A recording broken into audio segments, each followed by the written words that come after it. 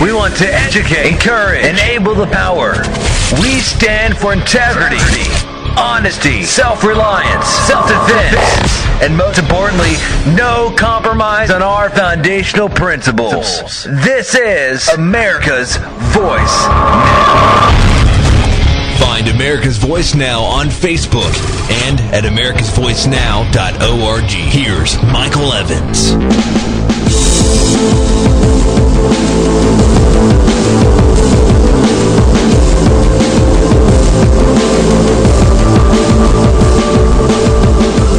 Good morning, America. You're listening to America's Voice. It's a brilliant Monday morning. Thank you for joining us today. My name is Michael Evans. I will be your host for this hour. We have an exciting show lined up for you today. You'd asked for me to get Dr. Bart Rossie back on. He'll be joining us at about 1:15. And you had requested that. He is a psychologist out of New Jersey. He specializes in topics related to government and how they operate or work with or the psychology, I should say, of government and how they interact with the populace and the citizenry. So I did want to bring him back on, and we'll have an opportunity to hear him this morning at about 8:15.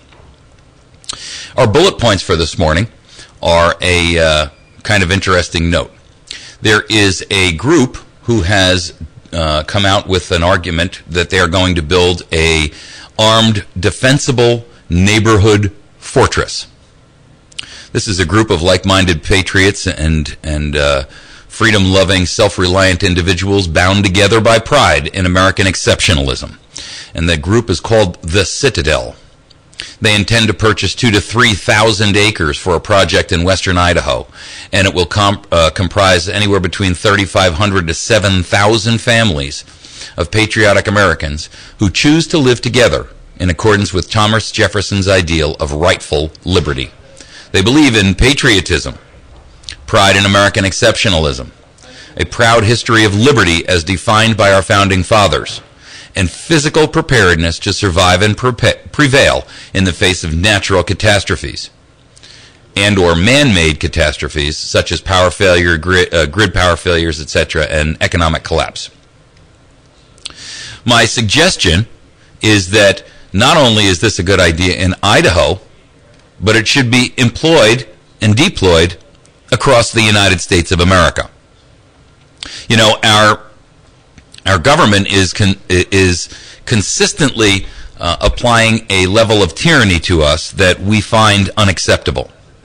And with the coming gun grab, with the level of surveillance that our government is imposing upon us, it is imperative that we as citizens begin to realize that our ability to survive as a nation, as a republic, and as individuals, and as communities, is tied together with those who are closest to us. Over the past 2 weekends, the Ozark Self-Reliant Living University has put on events at Thayer, West Plains, and Willow Springs. I spoke at each of those 3 events. I strongly encouraged and recommended that those folks develop and work together as a collective community organization, and not community organization in the Obama definition, but an organized community where individuals can help each other, even right now, right here, today, while simultaneously developing relationships that will pay off for us in the future. As our situation degrades as a nation, and as our republic begins to slip into tyranny, it's advisable for each of us to know who are our neighbors, what are their skills and talents, how can we help each other, who knows how to farm, who knows how to repair machinery, who's a good electrician, who's good with electronics, who's a ham radio operator in our community. Those are critical skills that will become extraordinarily valuable in a time of crisis. Whether that crisis is natural or man-made makes no difference. And yet, our nation survives day in and day out, where many folks don't even know who their neighbors are.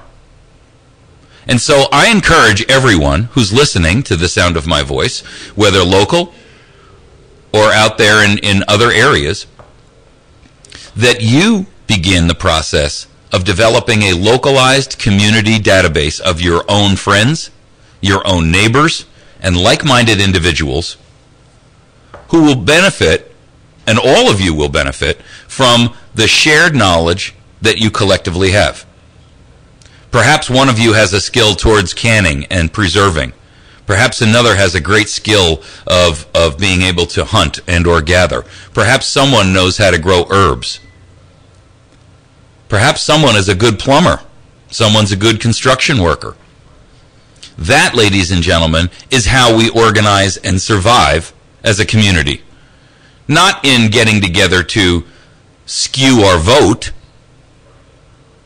but in making sure that we are all utilizing our shared skills and talents to the benefit of those around us. I encourage you to communicate with your neighbors. I encourage you to communicate with your friends. I encourage you to work with your church. Individually, there is no greater organization than a church congregation. You already know each other. Do you have within your church a list of everyone's talents and skills and vocations and avocations? Can you share that with your community? It doesn't matter whether they attend your church or not. It doesn't matter whether or not they have the same faith as you, brand-wise. Does it matter if they're a Catholic versus a Protestant or versus a Baptist? I really don't think so.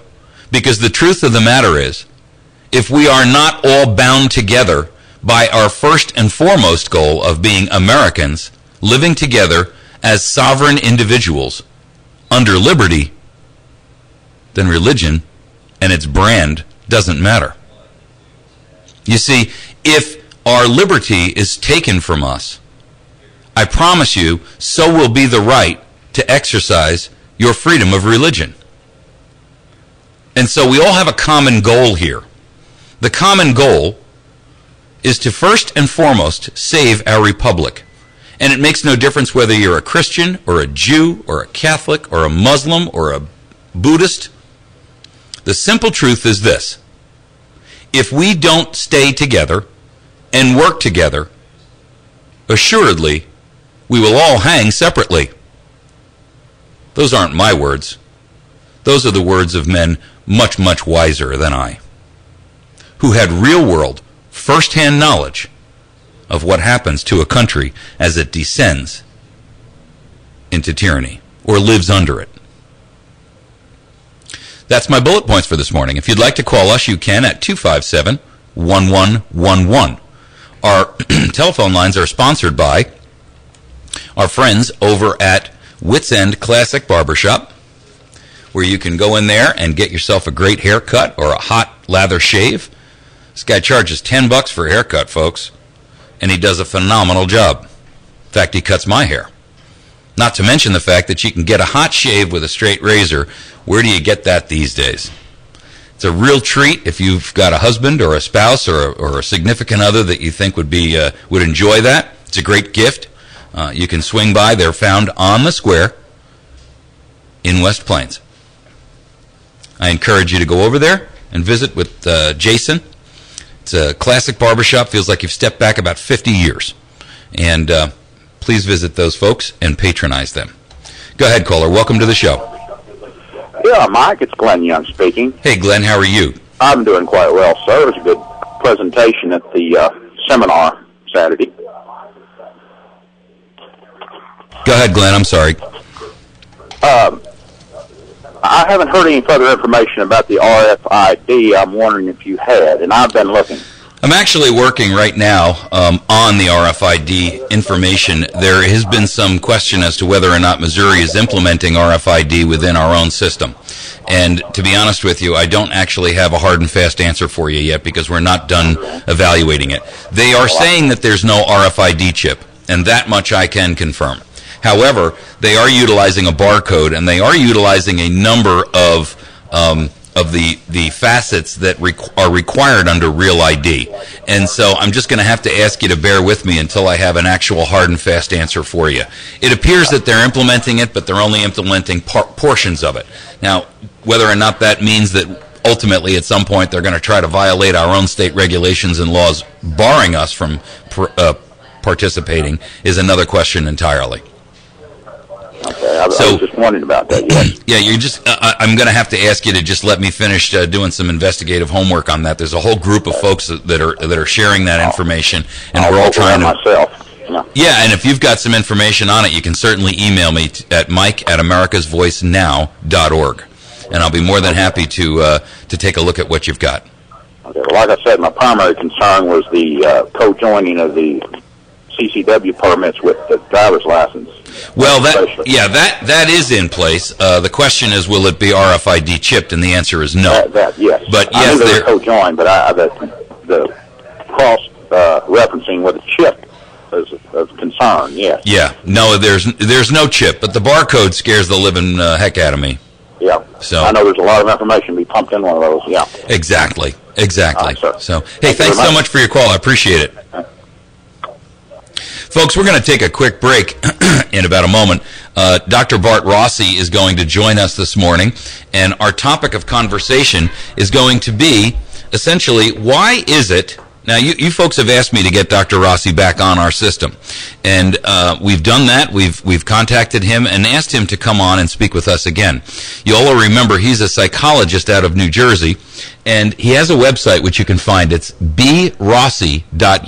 That's B as in Bravo, or Bart, Rossi, ROSSI.us. Now, Dr. Rossi is a clinical psychologist, and he is a nationally renowned psychologist in relating to things like along the lines of government think. How do they operate? How do they work? And why, in this case, do we constantly operate in a state of crisis? For those of you who often wonder, why are we constantly in a state of crisis? I want to remind you that James Madison's comment was, crisis is the rallying cry of the tyrant. In other words, let's always operate within a crisis, because then we get to utilize the laws that we pass to limit and subvert your liberties. So we're going to discuss that with Dr. Bart Rossi in about 2 minutes after this break. Dr. Rossi, again, can be found on the web at brossi.us. That's B like Bravo, Rossi, ROSSI. We encourage you to get onto his website, learn more about what he does, and how he can be influential in our discussion, our topics, and our lives. We'll be back in just a moment.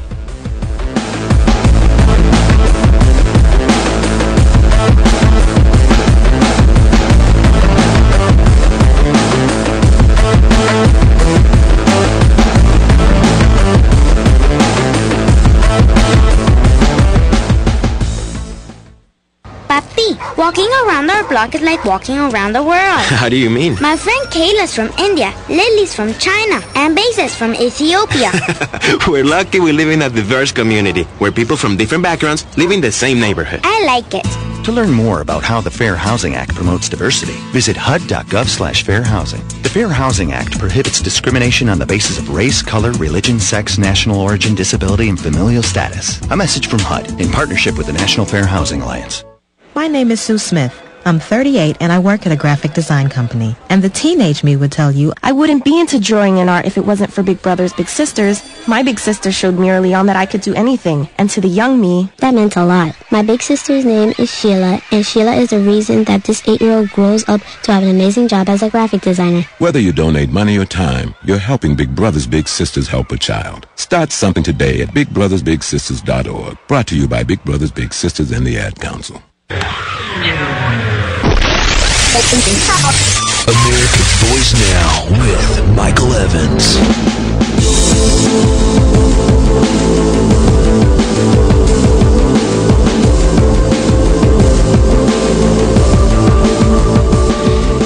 All right, folks, you asked for it. You got it. I got a ream of emails, voicemails, telephone calls about Dr. Bart Rossi. He is a clinical psychologist out of the Eastern Seaboard, my old stomping ground.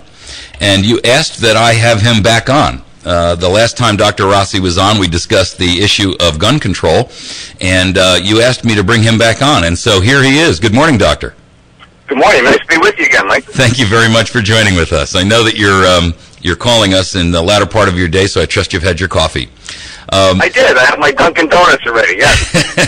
Hey, you know, we operate here in a crisis situation in our nation on a routine basis. It's no longer the odd, unusual case. It's no longer the one-off. Constant crisis is our call today. And everything that we seem to touch and address in Congress is always done at the 11th hour, 59th minute, and 59th second. The budget deal, the debt increase, firearms, everything Congress touches is always a crisis. The Benghazi evaluation, Fast and Furious, everything they do is a crisis. And James Madison was famous for saying, beware that crisis is the rallying cry of the tyrant. And I believe, and I'd like your comment on this, that one of the reasons that we constantly operate in crisis is because it gives government an opportunity to operate in that Hegelian dialectic, which is, let's have a crisis, even if we have to create one. Let's come up with a solution when the people start screaming for order and help. And then inevitably, along with that, comes a reduction in your civil rights, your liberties, and some kind of draconian limitations on who we are and what we do, whatever that may be. Fire away. Well, I think you're making a good point. And as a clinical psychologist, I don't like the psychology at all, as I mentioned before when I was on with you, of taking people's rights away. Like, I am a strong believer in the Second Amendment. I think that when the government starts infringing on someone's rights, the psychology goes really haywire. It's just not a good thing. We are based on a country where we should disagree. Disagreement happens every day. Right. Compromise takes place every day with your kids, your wife. Everybody has to compromise. Everybody has to do something that they don't really like so much. But in government today, it seems like we're just at a stalemate where people have these ideas, these views, and they do not want to make any movement one way or the other. And I think that it's really reached the point where Americans are really disgusted, quite frankly, as well as agitated. Well, and I agree with you there. I think most Americans have come to the conclusion, and I think this is why you see such a drop in actual voting and things like that, is that we're beyond salvage. It doesn't matter what we think. And no matter how much reason, no matter how much logic, no matter how many facts, empirical and documented, you put in front of these folks, their ideology trumps facts. And I think America's sick of it, frankly. And you know, the problem is that they keep fostering all of these draconian measures on us, whether it's taxation or whether it's gun control or whether it's surveillance or whether it doesn't really make any difference what the topic is. America is just, we're being beaten to death. We're being stomped to death by regulation and limitations on who we are and our liberties, our thoughts. We have no privacy anymore. Surveillance and that type of thing has become the de rigueur of the day. It is the policy of this government to basically subjugate us in any and every way that they can. And they use this concept of crisis to constantly shove that down our throat. Well, I also think you're making some good points. But I also think that the crisis is the result of some of the people that we elect. And this goes on both sides of the aisle, really. We have people who really have certain ideas, whether it's the president, in this case Obama, or whether it was the president with George W. Bush. These folks have ideas, and they do not want this person to be successful. They do not want to listen. They certainly do not want to compromise. And I feel, as a psychologist, we need a country where we should have sharp disagreement, but we should be willing to compromise and come up with what is common sense and sensible. And do it in a way where we don't take away liberties and we don't step on people. And it shouldn't be as hard as it is right now. It should not be that hard. But my concern with the word compromise, and by the way, we have a slogan out here. It says, no compromise. Just say no to gun control. And I'll tell you why we have it. Every time the word compromise gets injected into the conversation, it invariably means you folk out there who believe in a constitutional basis for our foundational government compromise on your stance and compromise on your beliefs and accept mine without regard to whether or not there's a basis or a foundation for this new policy, law, whatever. And the compromise is always one way. That's the problem.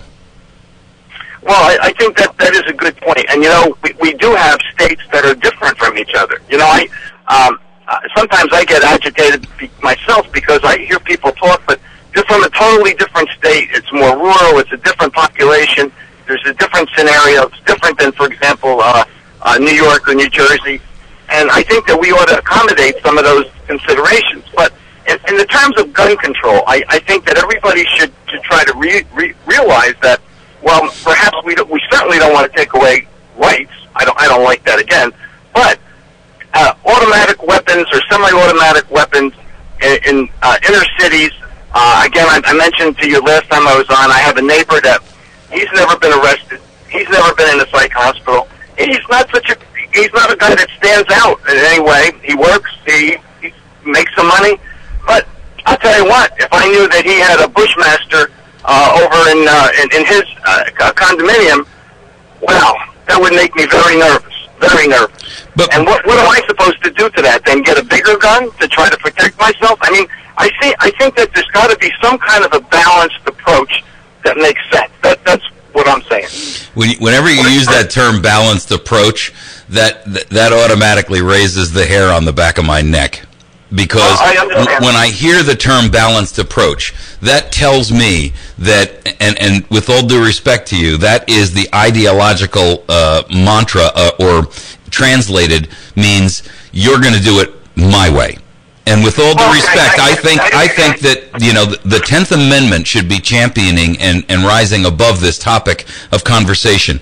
If individual states choose to pass legislation to ban firearms within their state, like Governor Cuomo is talking about. But I have to tell you, by the way, if he tries to go for confiscation, that to me will kick off Civil War Part 2. He has no right to confiscate anything. If they want to try to ban them in an individual state, I tell you what, the crime rates will dictate the results of whether or not that's successful. But to go out there and have the federal government declare, we are going to limit a Second Amendment that says shall not be infringed. And with all due respect to you and your neighbor scenario, I understand that. But you know, I'm going to tell you something. We all have neighbors like that. And it's not a question of whether or not you need a bigger gun. The simple truth is, every individual has the right to defend themselves and their family and, quite frankly, our nation. And that is the true and real purpose of the Second Amendment. It is not for hunting purposes. It is not for anything other than the defense of oneself and one's family, simultaneously coupled with the defense of our nation in the event that our government slips into a regime or slips into totalitarianism. Now, quite frankly, I know you're from the liberal East Side, but I have to tell you, the folks around here, we believe we're at a dead sprint to fascism. Well, or any ism you want to call it. I don't care. Well, I don't want to get into the labels, but we're slipping into totalitarianism. Well, I hear what you're saying, but the reason that for what I am saying, and I think I'm pretty moderate here, not left or extreme right, but what I'm saying is that as a psychologist, I see too many people in this society with what we call as psychologists personality disorders. And you made the point that maybe we're all associated with one or two or perhaps more in our lives. But we have people that are really disturbed in how they think. They're out there. They've never been arrested. They haven't been in a psych hospital. They're probably not going to get there. And these people are unstable. And in a society now of over 300 million, this is an issue. This is an issue, and that brings up my concern about mental health. Because we don't really, and maybe this is where the whole discussion should really go, and mental health should be what's prioritized, and it could be done in ways that are not just, we'll spend some more money for psych hospitals. Of course. You can't just throw money at this problem. And you can't legislate evil, Doctor. The problem is that they want to legislate evil, and to accomplish that, they want to penalize the 99.99999% of us who aren't evil, who aren't dangerous in the community, who aren't a threat to ourselves and others. And that's the problem. Is, you see, government has the limitation only of being able to operate with there's no scalpel to government. They try to cut butter with a sledgehammer, and it doesn't work. Well, I understand that, and I can't disagree with you, but it's interesting to me, too, that people on the right have really resisted to an extreme mental health issues. Well, and I'll tell you what, when we're going to take a break because it's capitalism at work. When we come back, I'd like to talk about that topic of how do we handle and interject mental health into this discussion, because it's not just been the right, and I think I can make that argument. Folks, you're listening to America's Voice Now. We're talking with Dr. Bart Rossie, a clinical psychologist who is an expert in these types of topics. We'll be back in just a moment. Fox News Radio, I'm Sal Giangrasso. 1 month to the day of the Connecticut school shootings, the White House push for new gun restrictions continues. Vice President Joe Biden holds his final meeting today with a dozen or so House members before delivering his recommendations to the president tomorrow. Meanwhile, some senators now promise to introduce a bill to ban future sales of assault weapons and high-capacity ammunition magazines. Fox Radio's Rich Johnson. President Obama holds a late-morning news conference. Britain's Prince William and his wife Kate expect their baby in July. The baby would be third in line for the British throne behind Prince Charles and Prince William. It's also been confirmed that if it's a girl, the child would be given the title Princess. The Queen has updated previous rules under which a baby girl would have had the title Lady. Fox Radio's Simon Owen. The Duchess's condition continues to improve since her hospitalization for severe morning sickness. Fox News, we report, you decide.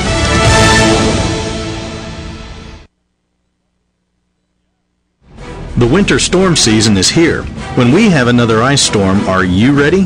What will you do for heat, food, or water if the power goes out for an extended period? Ozark Mountain Self-Reliance can help you get ready. We have storage food, water purifiers, alternative cooking sets, and a whole lot more. Come see us at 3225 Highway 62 East, Suite number 3, just a half mile past Walmart in Mountain Home. Or call us at 492-4030. That's Ozark Mountain Self-Reliance. Last week, I saw the mighty Sasquatch get a new smartphone at U.S. Cellular and have money left over for a perm. It sounds crazy, but listen up. Great smartphones like the LG Splendor are just $49.99 or less at U.S. Cellular. If that's crazy, I don't want to be normal. Switch to U.S. Cellular and say hello to select smartphones for $49.99 or less. U.S. Cellular. Hello better. Certain restrictions apply. Applicable smartphone data plan required. New 2-year agreement and $30 activation fee may apply. See store for details. If you're poor, look, there's not a problem. But then share in the responsibility. What are you doing for the money that you're taking from me? When you just hand people stuff, whether it is your children or somebody just hands it to you over and over again, it is natural to build up resentment over time. Whether you recognize it or not, you will, because you're not given the chance to be able to do anything back. This is the Glenn Beck Program. Catch Glenn Beck weekdays 2 until 5 on 107.1 The Point. Complete service and satisfaction is the Earl's Dodge Jeep difference from all the other dealers in the Ozarks. Hello, I'm Janet, and I invite you to come check out our new and pre-owned on the lot at Earl's Dodge Jeep on North Highway 63 across from the fairgrounds in West Plains, where we go out of our way to make you happy. That means doing what it takes to make sure you're satisfied with your total package on your new purchase, which means taking care of you after the sale. It all adds up at Earl's Dodge Jeep, where buying a vehicle is as simple as it should be. From the Point Weather Center for this morning, a clear sky. It'll be mostly sunny through the day with a high temperature of 32 degrees. Look for partly cloudy sky tonight, low 14. It's going to be mostly sunny tomorrow, high 36. Partly cloudy tomorrow night, low 18. Wednesday, sunshine with a high of 44. Thursday, sunny, high 44 degrees. Friday's going to be sunny with a high of 46. I'm staff meteorologist Jim Rinaldi, and for more information, check out our website, the all-new my1071thepoint.com. America's Voice Now with Michael Evans.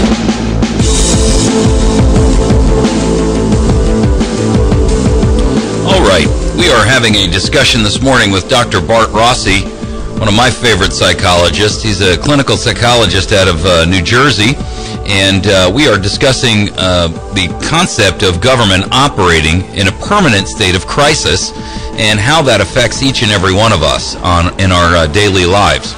You know, Doctor, we before the break, we started to talk about this issue of how do we utilize mental health or inject mental health into the topic so that it's not exclusively about gun control. Because quite frankly, if people aren't unbalanced, then gun control is unnecessary, right? Well, actually, that's a great point. I agree 100%. I personally, I would prefer to go down the road of mental health and not just because I'm a psychologist. You got an axe to grind on that issue, I bet. I do. Well, I do actually. And you know why? Because there's so many things that psychologists can do today to help people. And isn't it ironic that almost every professional golfer has a personal psychologist to help them get better? Many of the pros, many baseball players now, people have psychologists to do this cognitive behavioral therapy, which helps people think better, get better, and do things in a better manner. And yet, there's this stigma of mental health in this country, and it's really, really aggravating. Sure. Here's my concern about how it relates to firearms, and you know, I get it. This is a very complex topic. Here's the problem. The minute you raise the issue of mental health, and you'd mentioned before the break that, you know, the right, the political right was wanted very, very limited capabilities for interaction on the mental health side related to firearms. And I'll tell you why. The real concern of Americans is not the fact that we get the hands out of the guns of those who are dangerous, but also the fact that anytime you give, I mean, who is the arbiter of whether or not you're dangerous enough to not be allowed to have a firearm? And here's the concern of the vast majority of America. We don't trust government enough to say, you can name the arbiter. We just don't trust them, because in every instance where we've allowed them by delegation to have some authority, they abuse it. Well, I couldn't agree with you more on that point, actually. I agree with you 100%. For example, I am the last person, as a psychologist, to say that people should have a psychological evaluation before they purchase a gun.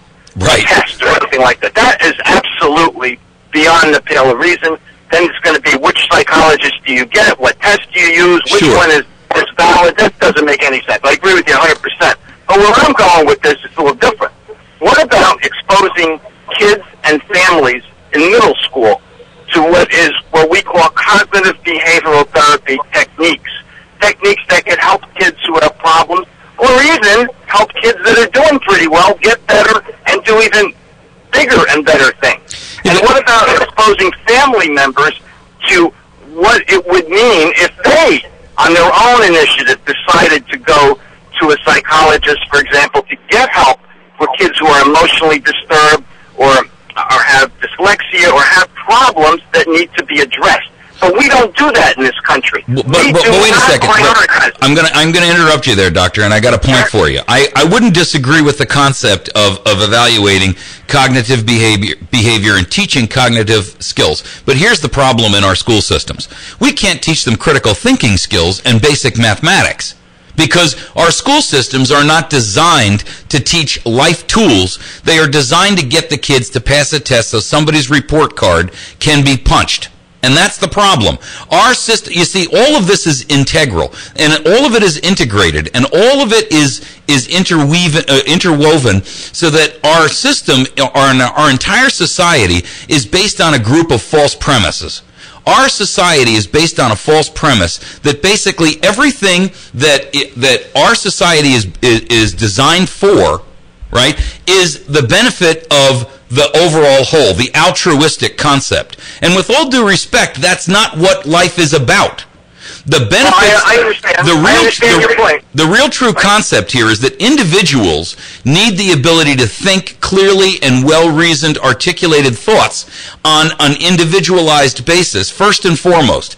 Only when you know who you are and what your own skills and capabilities and limitations are can you ascribe some portion of that to the collective altruistic concept. Well, I think you're making my point in a lot of ways, Mike. I think you're making my point because the stigma of mental health is out there, and what I'm saying, middle school, high school, we need exposure exposure to these things today that, from a cognitive behavioral standpoint, can help people. But do you I'm not saying we should force it on people. I'm not saying that we have to teach people this. We just need people to understand where they can go on their own, with their own rights, to get help. We don't even have that going on. We don't have it set up that parents know what cognitive behavioral therapy is. Parents don't understand mental health treatment. They don't understand how we can help people and kids with problems. They'd rather avoid it and think that they can contain this on their own. And then we have shooters. Then we have shooters like we have. Or they don't even recognize that there's a problem. But you see, again, we're back to the same discussion. How do we identify who has the behavioral problem? And then, and quite honestly, if I can't trust a teacher to teach basic math and reading skills, I sure as heck can't trust them to determine who's got a cognitive behavioral problem. Well, yeah, but it's not quite that complicated, though. What I'm saying is exposure. Exposure for your kid, for anybody, makes a difference. I'm not saying that the teacher has to teach it all by himself or herself. I'm saying that in middle school or high school, classes, they could bring somebody in. Classes need exposure to what help is out there, what help makes a difference, why it makes a difference. Sure. Even just simple examples, like I said, where all of these golfers have and baseball players have psychologists to help them think better. Right. So we could use examples which will get away from the stigma on mental health. Well, and that's different than what you're talking about. I would actually relate your argument, and I think it's a very fair and legitimate one. The problem is that we've got a stigma attached to mental health that makes it negative. Listen, you know what? We used to have that for something called erectile dysfunction, too, but look at every TV commercial you see. It's no longer a problem to have erectile dysfunction, is it? I mean, with all due respect to the American male, I find that absurd that, our children are sitting there at 6 and 7 and saying, "Daddy, what's ED?" Well, that's a good point. That's a good point, but I wanted to tell you a quick story. I had the opportunity to be one-on-one with a United States Senator in 1995, and this person running for the presidency told me that he didn't really believe in mental health being even included in health care. So that, to your point about freedom, families wouldn't even have the right under their mental health, under their health care system, to go and get help under their insurance policy. Right. He said he believed in bare bones, that families should handle mental health problems, and that mental health should be an optional service. It shouldn't even be included in health care. Well, this is the guy running for president. Yeah, and I would agree with you wholeheartedly that that's the idea of, incest should be kept under the rug. No, it shouldn't. Right. I agree with you 100%. That is, and any president, and I'm not sure I want to know his name, but because I hope to goodness he's not still alive and in politics. But when you start talking about the concept of how mental health is dealt with in our nation, you're absolutely right. There is a serious departure from the ability of our society to recognize that there are mental health problems. But you have to also recognize, too, that I think right now, not only is there a stigma out there about mental health, but there's a fear about it. It's not necessarily only a stigma, and I'm going to tell you what it is. Out here in the Midwest, we are, correctly so, paranoid about the fact that if you go to a doctor and you say, "Listen, I'm struggling, my wife left me, or I've got problems at work, or, my kids are acting up, or I'm broke and I can't take the stress," you know what the first thing that doctor asks you is, "Well, do you have firearms in your house?" And then they put you on a list, and the next thing you know, or our military coming back, these guys are afraid to announce the fact that they've got PTSD, because then the first thing that happens is the military says, "Great, we're going to relinquish and limit your firearms Second Amendment right." Well, I'll even go one further than that. Forget even the gun thing, which might be a good point. But if someone finds out that you went to the psychologist and you got treatment, and God forbid you should be doing very well now, it's years later, somebody would say, "Well, maybe you're not really fit to even run for office or be mayor, or you shouldn't have this job or that job because you got mental health care." Sure. Not to mention, of course, that millions and millions of people now. I have friends of mine holding very big jobs who went for help, who was a former alcoholic who's now reformed and doing a great job running a union, running an organization. I mean, these people are out there, but they're not boasting about their psychotherapy, of course. And meantime, they're the silent ones, where at the same time, the Lanzas, who are the shooters, are out there, and they're not getting help. Yeah, and I agree with you. It's a real challenge, because either way you go, if you force people to get mental health, then you don't have the right to do that. If you don't force them to get mental health, we don't really as a society want to live in that environment where we're constantly under threat. If you do get mental health, then you're immediately stigmatized and limited as to your rights and capabilities, and if you don't get that mental health, then you become a ticking time bomb. And I get the challenge. I mean, it's an extraordinary one and very, very difficult. We've got a break coming up. If you can hang with us until right after the break, we can just wrap up, and I'd like your final thoughts on the issue of where gun control is going to head, because I know that kind of whole topic is coming to a head here in the country. We're going to see in a matter of a few days this legislation come out, and I'd just like your final thoughts on that, if you could just stick with us. Very good. Outstanding. Folks, you're listening to America's Voice Now. Dr. Bart Rossie has joined us this morning, and backed by popular demand. And we'll be back in just a moment.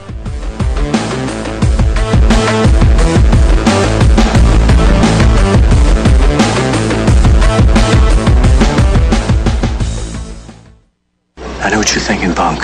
You're thinking, did he fire 6 shots or only 5? Dirty Harry gets all his ammo from the battery station.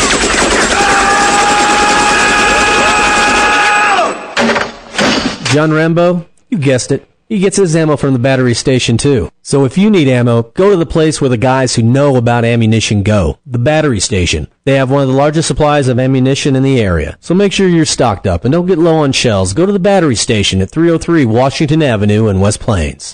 There's one man on this earth who really, truly gets it. The Tea Party is the most important, most successful, and most powerful political movement in the nation. Despite the best efforts of the left and the media, despite the best effort, by the way, of some radio consultants to try and dismiss this movement, the fact of the matter is, it's the most significant and powerful political force in this nation today. And thank God for that. Mark Levin is on the radio. Mark Levin, weekdays 5 until 8 on 107.1 The Points. Brian turned to glance at the pilot, who suddenly had both hands on his stomach and was grimacing in pain. I don't know, kid. The pilot's words were a hiss, barely audible. Bad aches here. Bad aches. He stopped as a fresh spasm of pain hit him. The pilot was having a heart attack. Brian saw the pilot slam into the seat one more time. One more awful time he slammed back into the seat, and his right leg jerked, pulling the plane to the side. Brian was sitting in a bush plane roaring 7,000 feet above the northern wilderness with a pilot who had suffered a massive heart attack and who was either dead or in something close to a coma. He was alone. In the roaring plane, he was alone. The plane, committed now to crashing, fell like a stone, and Brian eased back and braced himself for the crash. Explore new worlds. Find out what happens next by reading the book Hatchet by Gary Paulson. For other great book ideas, visit literacy.gov. A message from the Library of Congress and the Ad Council.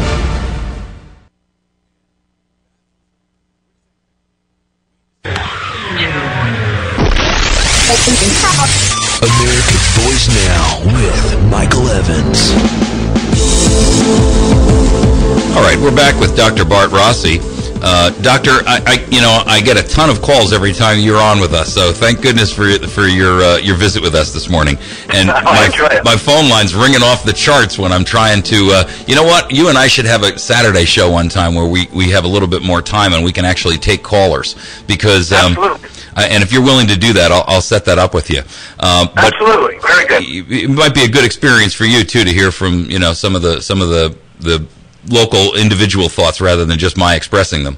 So one of the questions that I keep getting over and over and over again is, our military to a certain extent trains people with these video games systems that are actually a little bit more real world in their case. Law enforcement does too, where they actually have a room with a large screen where they actually shoot at a video, actual video taped perpetrators, and at the end of the program they reset the game by shooting themselves in the head. And, you know, one of the topics that we've got out here is this issue about video games, and I'd like your thoughts on that.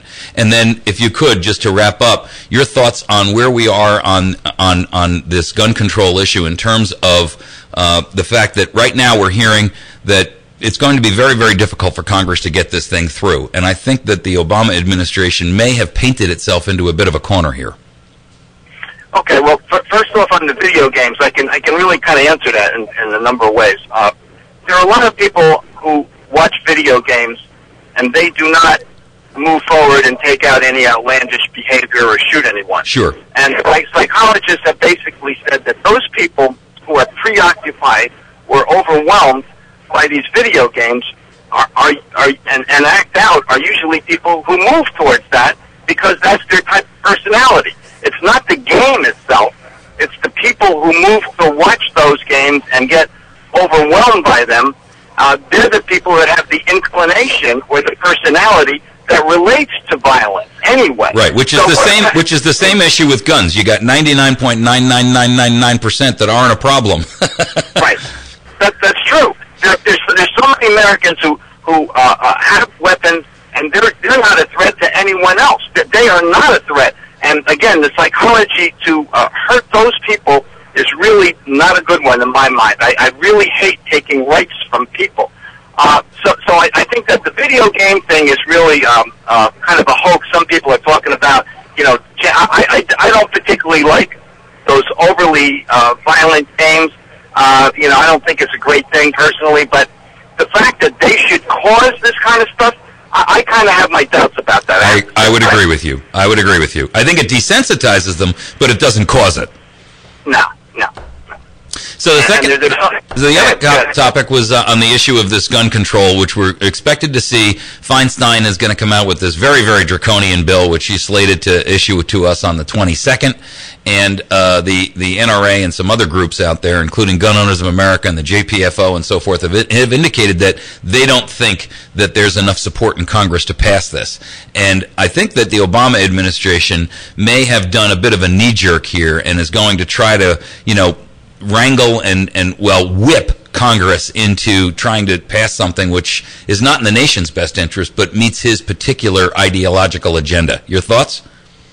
Well, I don't know about painting themselves in the corner. I think you might be at least half right about that, but I think that the climate in many states is that we need to do something because of unstable people and because of this assault weapon situation, and also these magazines with these 50 or 100 bullets. I think people are very sensitive to that. However, I think that on the other side of this is the fact that people are so sensitive about the government and about rights that this may stall. This may actually stall because politically, I'm not sure that there's enough muster here to make this actually happen. Yeah. The psychology may sound or look pretty good on one hand, but I have a feeling there may be a fair chance that this is going to stall. And to this whole point, I think it's going to be interesting. I hope your listeners could take a look at this. Why don't we just prioritize what's the most important issue? And that's mental health. Right. I mean, we don't even have mental health included in Aetna or Horizon policies. If the government wanted to do anything that's draconian or harsh, make it so that these insurance companies must cover mental health, so that if someone out there wants to take their kid for help, they can have it covered. Right. We don't even have that yet. But we also then have to temper that, I think, and I'm going to take the last word on this. I think we have to then temper that with the ancient and well-respected doctor and patient privilege, because unfortunately under the new Obama health care, you know, all of your medical records, including mental health records, will become available to the government. And I think that while mental health is something that we need to work on towards, one, destigmatizing it, and secondarily towards making it more available, I also think that we want to make sure that we temper that with the ability that for the individual to retain their privacy about that, because frankly, if you don't instill trust in the community, they're never going to be willing to go to the doctor to seek it. So I'm 100% with you in that, because I wouldn't want anybody that I know that's seen me or someone else to have their records revealed. Sure. I agree Much less take our 16-year-old kid and label them a permanent mental defective, so now they're forever barred from owning guns, even though it was something like maybe bullying at school, or maybe they were stressing out about the fact that they've got just way too much algebra homework, you know? Yeah, and suddenly the kid is 45 and he can still not own a firearm, and there's something wrong with that. So, you know. My friend who was an alcoholic, a drop-dead alcoholic with terrible problems, he cleaned himself up, moved forward with his life, never had a drink again, went for therapy. He ends up running a big organization. I mean, what's wrong with that? Sure. Well, listen, Doctor, I want to thank you so much because you are an absolute hit on our show. So I'm going to contact you, and we'll set up something for a Saturday when we can actually take some callers, dial-ins, and hear from some of those folks if you're open to that. And, absolutely, it'll be fun. I want to thank you so very much for joining with us this morning. Thank you, Doctor. Take care. Have a great day. Folks, that's Dr. Bart Rossie. He is a clinical psychologist out of New Jersey, and you can find him on the web at brossi.us. That's B like Bart or Bravo, Rossi, ROSSI.us. I want you to take a look at his website. You folks had asked if we would get Dr. Bart Rossie back on, and we did so. I will communicate with him and set it up for one day for him to come in for a Saturday morning, and maybe we can take some callers, because my phone board was just absolutely lit like a Christmas tree. I know you folks have questions that you'd like to go over with him, and I didn't want to be able to shorten his opportunity or his timeline by taking a bunch of questions. But I will arrange to have him on a Saturday morning, and that'll give us a little bit more leeway and a little bit more time perhaps as well. I want to remind you folks to visit and support our patrons, the Battery Station at 303 Washington Avenue at 257-7799. You can find them also online live at thebatterystation.com. And you can also find our friends Ozark Mountain Self-Reliance. They are at ozarkmtnselfreliance.com. They're half mile east of Walmart on Route 62, on Highway 62, 3225 Highway 62 in Mountain Home. You can reach Brian there at 870-492-4030. Also, Bill Stone from Stone Construction, who is just a patriarch in the construction business in this area. If you have a local project or you'd like to have his full-service contractor services done for you, he does everything from dirt work and framing, foundations, electrical, plumbing, the whole gamut. Also does GC contracting to help you operate and build your own property, but he acts as kind of an overseer or a guide, if you will, in the construction process. They do pole barns and shops and decks and concrete work, structural, all kinds of things. You can get a hold of Bill over at Stone Construction at 293-0116. That is 293-0116. Also, don't want to forget my friend Mary over at Chantilly's Artisan Bakery. She's a sweetheart and the best damn bakery you're going to find in 100 miles. So make sure that you get over to see her. She's at number 2 Evans Arcade on the Square in West Plains. You can reach her at 417-255-2253. I also want to make you folks aware of January 19th.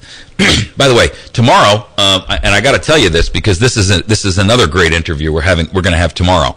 Clayton Kramer is going to be with us. Now, if you're not familiar, Clayton Kramer is the guy who wrote a number of More Guns, Less Crime type books. And he is going to be discussing with us tomorrow this topic about mentally ill. So, you folks have asked us to bring on some great guests, and we're doing that for you. Clayton Kramer is a world-renowned author, and he has a series of published books, including Black Demographic Data, 1790 to 1860, a source book, The Civil War Diaries of Samuel McIlvaine, Armed America, the remarkable story of how and why guns became as American as apple pie, Concealed Weapon Laws of the Early Republic, Dueling, Southern Violence and Moral Reform, For the Defense of Themselves and the State, the Original Intent and Judicial Interpretation of the Right to Keep and Bear Arms, and Firing Back, a clear and simple guide to defending your constitutional right to bear arms. This is a guy who you guys are going to love. So make sure that you're with us tomorrow for this topic. Clayton will be joining us at about 8:15 tomorrow morning, and I encourage you to join us. Now, January 19th, there is Gun Appreciation Day. It's a national day of protest against the Obama administration's attempt to seize and steal our firearms. And it's going to be 2 days before the implementation or the unveiling of Feinstein's draconian new gun laws. There's going to be a meeting, and I'm going to be at it on the steps in the Capitol in Jefferson City. And if you can't make Jefferson City, go to a gun show, go to a gun store, stand out on the street with a sign and let people know you support the Second Amendment, and make sure you start telling everybody that you know. No compromise. Just say no to gun control. No compromise. Just say no to gun control. Call your senators and your congressmen and let them know. Just say no to gun control. 107.1, The Point, KBMV, Birch Tree, West Plains. Fox News Radio, I'm Dave Anthony. He's wrapping up his first